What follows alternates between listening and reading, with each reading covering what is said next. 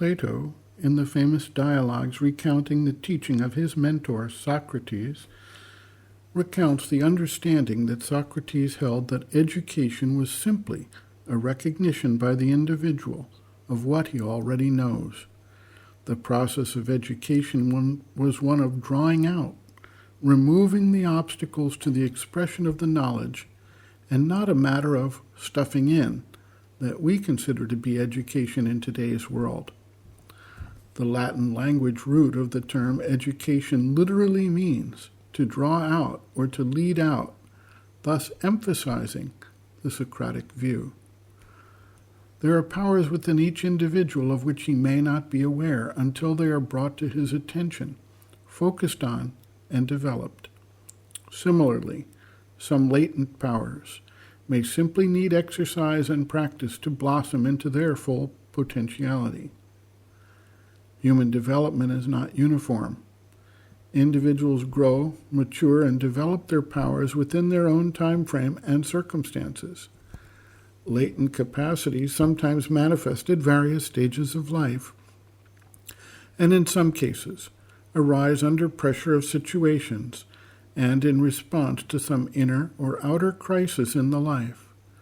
Thus, someone who shows no sign of any scientific, artistic, mathematical, spiritual, or other powers of consciousness may suddenly blossom in a particular direction that in many cases was unforeseen and unexpected. In some cases, a spiritual experience of some kind opens the doors to new powers, which can then be cultivated and developed. We already know that the human range of perception is limited within a specific scale of the electromagnetic spectrum, such that there are sounds both below and above our current range, as well as ranges of sight that are outside our range.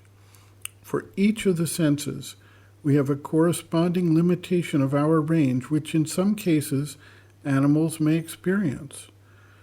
Dogs, for instance, have potential for the sense of smell and hearing that are beyond our range.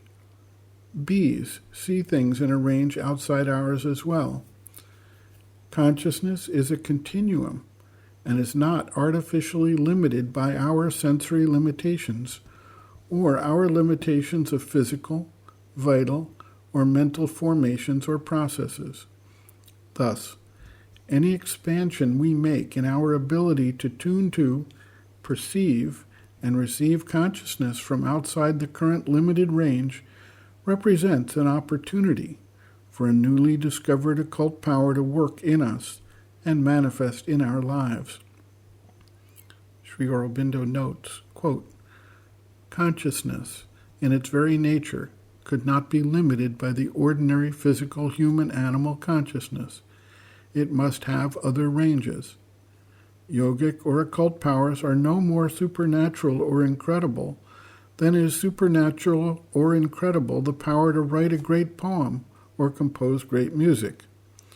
Few people can do it, as things are, not even 1 in a million.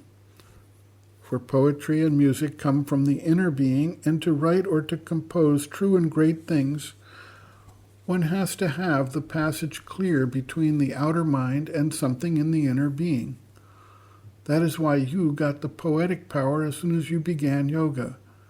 Yogic force made the passage clear. It is the same with yogic consciousness and its powers. The thing is to get the passage clear, for they are already within you. Of course, the first thing is to believe, aspire, and, with the true urge within, make the endeavor." End quote. Reference, Sri Aurobindo and the Mother, Powers Within, Chapter 19, Occult Powers of the Subliminal, pages 143 to 144.